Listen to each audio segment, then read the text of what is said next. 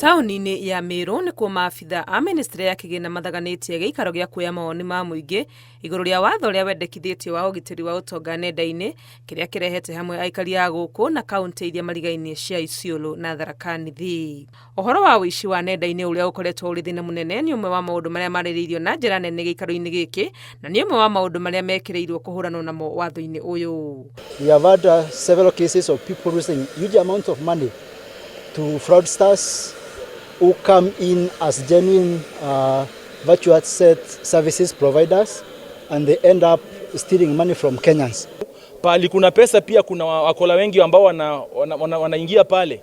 Kwa hivyo enda kwa zile site ambazo ziko verified, kwanza upate information kwa sababu information ndio power. We are aware that there are risks and a number of assessments, the most recent one being the assessment through the financial it's called FATF, Financial Action Task Force, has pointed to certain risks in the use of these virtual assets, and therefore the reason we need to license them. Watho ũyũ ũngĩkinyanĩra ningĩ no ũrongoreirie gũkũria iheo cia ũthundũri kũrĩa arĩa marĩ na ũmenyo wa gũthondeka mĩtambo ĩtiganĩte ĩrahutania na ũhoro wa ũtonga. We have seen the benefits that we got with innovations such as M-Pesa, and we believe that there's a way in which it can promote some kind of development in the area of payments, in the area of investments, and in the area of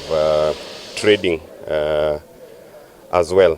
Nĩguo kũgĩa na mũtaratara mũrũmu wa kũrũgamĩrĩra ũtonga nenda-inĩ, watho ũyũ ũrĩa werekeire gũtwarwo mbunge-inĩ no wendekithĩtie atĩ ũrũgamĩrĩri wa ũtonga nenda-inĩ wĩigwo rungu rwa bengi nene, rũhonge rwa ũthũgũri ya ũtonga wa indo ta share CMA, rũhonge rwa ũkinyanĩria kana CA, na kana rũhonge o ruothe minista wa kĩgĩna angĩtua na acabithie ngathĩti-inĩ ya thirikari.